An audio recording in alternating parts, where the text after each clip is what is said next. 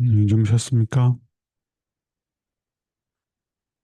오늘은 그리스도와의 교리, 그중에서도 그리스도의 본성에 관해서 계속 살펴보겠습니다. 오늘은 그리스도의 탄생의 중요성이라는 제목으로 살펴볼 텐데요. 이제 그리스도의 본성인 신성과 인성의 연합의 의미가 무엇인지를 조금씩 살펴보게 될 것 같습니다.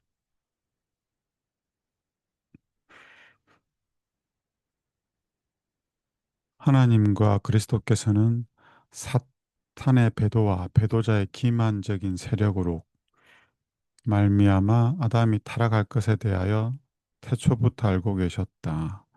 구속의 경륜은 타락한 인류를 구원하기 위하여 저들에게 또 한 번의 기회를 주기 위하여 계획된 것이었다. 하나님께서 아담과 하와를 만들기 전에 이미 죄가 들어올 것을 알고 계셨죠. 그래서 하나님께서는 미리 이 죄의 문제를 해결할 방안을 다 마련해 놓으셨습니다. 사고가 있도록 만드신 건 아니지만 사고가 있을 건 아셨습니다. 그래서 그 사고를 해결하기 위해서 미리 다 준비하신 것이 바로 구속의 경륜입니다. 구속의 경륜은 아담 안에서 죄로 인해서 다 죽게 된 인류에게 다시 한번 아담에게처럼 다시 한번 기회를 주는 거예요. 그래서 모든 사람들은 이 땅에 태어날 때 집행유예의 상태로 태어납니다. 이 집행유예의 기간 동안 우리가 어떠한 선택을 하느냐에 의해서 영원한 구원 혹은 영원한 멸망을 결정하게 되는 것입니다. 오늘이 그 결정을 하는 또 다른 하루가 되겠죠. 그리스도께서는 창조 때로부터 중보자의 직분에 임명되었으며 영원 전부터 우리들의 대리자요 담보로 설정되셨다. 예수님은 이 죄의 문제를 해결하기 위해서 이 죄값을 대신하여 죽기로 하셨죠. 그리고 사람으로 이 땅에 오셔서 이 율법을 다 지켜 순종함으로 하나님의 의를 만들어내고 그 의를 타락한 인간들이 하나님을 믿을 때에 나눠 받을 수 있도록 준비하신 겁니다. 이렇게 해서 예수님이 인류의 구원자요, 중보자가 되게 하셨어요. 이 세계가 창조되기 이전에 그리스도의 신성이 인성을 쓰시도록 결정되었다. 그리스도께서는 나를 위하여 한 몸을 예비하셨도다. 한 몸은 단순히 외적인 인간의 모습을 하는 것만을 의미하는 게 아니라 정말 사람이 되는 것을 의미합니다. 하나님이 사람이 되는 것. 이것을 한 몸을 예비하셨다라는 말씀에 예언되어 있는 거죠. 그러나 주님께서는 때가 차서 만료되기까지는 인간의 형체로 오시지 않으셨다. 그 때가 차서, 때가 참에 하나님이 사람으로 오셨죠. 그분을 우리가 예수 그리스도라고 칭하는 것입니다. 그 후에 때가 이르러서 주님께서는 베들레헴에 성인이 아니라 갓난 아기로 우리 세상에 오셨다. 사탄이 하나님께서 죄인을 구원하기 위해서 이 땅에 오신다는 사실을 들었을 때 자기의 권세가 깨어질 것을 직감을 했어요. 그런데 성경을 연구하다 보니까 예수님이 구원을 하기 위해, 죄인을 구원하기 위해 하나님이 사람으로 오신다는 거예요. 그것도 아담처럼 완전한 존재로 오시는 게 아니라 타락한 인류의 그 연약함을 다 물려받은 아기로 이 세상에 온다는 겁니다. 그래서 사탄은 쾌재를 불렀죠. 그들의 어, 악한 천사, 그들과 얼마나 기뻐했는지 모릅니다. 왜냐하면 완전하게 창조된 아담도 자기가 유혹하고 시험해서 범죄하고 타락하게 했는데 더 연약한 사람으로 그것도 악의로 이 세상에 온다니까 사탄은 자기의 승리를 거의 확신했습니다. 하나님의 자녀 중 가장 위대한 사람을 포함하여 이 세상에 태어난 사람으로서 그 어느 누구도 베들레헴에서 갓난 아기로 태어나신 주님을 맞이할 때처럼 놀라운 한의의 시위를 받은 이가 없다. 예수님이 태어났을 때 그 천사들이 그 들판에 있는 목자들에게 예수님의 탄생을 알려주기 위해서 나타나죠. 그때 이런 노래를 부르지 않습니까? 지극히 높은 곳에서는 하나님께 영광이요. 땅에서는 기뻐하심을 입은 사람들 중에 평화로다.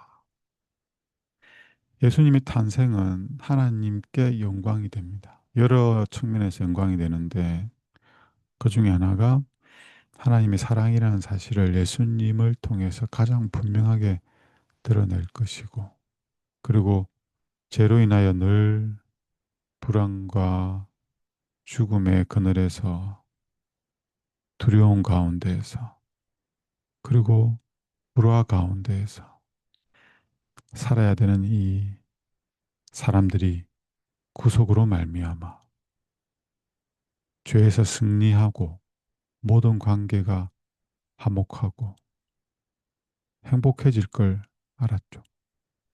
그래서 그게 하나님께 영광이 되는 겁니다. 하나님께 영광이요 땅에서는 기뻐하심을 입은 사람들 중에 평화로다. 예수님은 평화의 왕으로 오시죠. 죄가 갈라놓은 하나님과 인류의 관계를 화목하게 만드시고 또 그 죄로 인해서 인간과 인간 사이의 관계가 다시 화목해질 수 있도록 하셨고 또 죄로 인해 늘 불안, 걱정, 고통 이러한 것 중에 살아야 했던 인간이 참된 평화를 누릴 수 있게 되는 거죠. 그래서 하나님께 영광이고 사람들에게는 평화가 이르러 오는 겁니다. 오늘날 인간 가족들이 이 노래를 깨달을 수 있다면 얼마나 좋을까. 예수님으로 말미암아 하나님께 영광이요 땅에 기뻐하심을 입은 사람들 중에는 평화로다. 모든 사람이 이 평화를 경험하는 건 아니고 기뻐하심을 입은 자들, 예수님을 믿음으로 말미암아 어렵게 된 자들이 이 평화를 경험할 수가 있죠. 그때 선포된 선언과 그때 음률을 타고 시작된 노래는 세상 끝날까지 울려 퍼질 것이며 땅 끝까지 전파될 것이다. 예수님을 믿음으로 말미암아 이 찬양을 경험한 사람들, 그래서 경험적으로 이 찬양을 하는 사람들은 계시록에 보면 음, 하나님을 찬양하는 장면이 나옵니다. 그때 이들이 이 말씀, 이 찬양의 의미를 아는 거죠. 그리스도의 탄생은 하나님께 영광이요 땅에서는 기뻐하심을 입은 사람들 중에 평화이다. 의의 태양이 치료하는 강선을 바랄 때 베들레헴의 계곡에서 시작된 그 노래는 많은 물소리와 같은 허다한 무리의 음성이 구속받은 자들, 그리고 하늘 거민들, 그들의 음성으로 메아리쳐 할렐루야, 주 우리 하나님 곧 전능하신 이가 통치하시도다. 사단의 존재로부터, 사단의 권세로부터 완전히 구속받은, 구원받은, 자유롭게 된 이들이 하나님의 통치를 기뻐하는 겁니다. 이러한 찬양을 하는 사람들은 이 땅에서 하나님의 주권 아래에서, 하나님의 통치 아래에서, 하나님의 말씀에 순종하는 거룩한 삶을 살아야 합니다. 이 땅에서는 여전히 사탄의 권세, 영향력, 유혹 이런 것들이 있죠. 그럼에도 불구하고 예수님을 믿음으로 이 하나님의 통치를 받는 자들, 하나님의 계명에 순종하는 자들은 결국은 에, 모든 죄가 도말되고 사탄도 소멸되고, 그럴 때 이 노래를 부를 수가 있습니다. 중요한 말씀이에요. 하나님의 모든 계명에 대한 당신의 순종의 생애로서 그리스도께서는 인류의 구원을 성취하셨다. 인류의 구원을 어떻게 성취하셨냐면 단순히 십자가에 달려 죽으심으로 인류의 구원을 성취한 게 아닙니다. 하나님의 모든 계명에 순종함으로 예수님이 사람으로 하나님의 모든 거룩한 계명에, 그 의롭고 선한 계명에 일치되고 조화되는 생애로 모본을 만드셨죠. 의를 만드셨습니다. 그리하여 십자가에서 인류의 죄를 짊어지고 죽을 수 있는 조건을 충족시키신 거예요. 사람도 하나님의 모든 말씀에 순종할 수 있다는 것을 친히 보이신 거죠. 그렇게 하여 인류의 구원이 이루어질 수 있는 조건을 구비한 겁니다. 구속 사업은 당신의 본체를 버리시고 다른 형체를 취하심으로 이루어진 게 아니고, 신성을 버려두고 인성을 취하심으로 구속 사업이 이루어진 게 아니요. 100% 신성을 가지고 계신 예수님이, 예수님이 100% 인성을 취하신 거예요. 당신 자신의 본체의 인성을 쓰심으로 이루어진 것이다. 이처럼 그리스도께서는 당신의 본체에서 나온 한 실체를 인성에게 주셨다. 무슨 말인가 하면 다음 말씀 읽으면 더 정확해집니다. 그리스도 안에 인성을 이루며 타락한 인류를 신성과 하나가 되게 하는 것이 구속 사업이다. 그리스도께서는 인류가 마치 그리스도께서 하늘 아버지와 하나이신 것처럼 당신과 하나 될 수 있고, 하나님께서 당신의 독생자를 사랑하신 것처럼 인간을 사랑할 수 있으며 거룩한 성품의 참여자들이 될 수 있고, 주님 안에서 온전하게 되도록 하기 위하여 인성을 쓰셨다.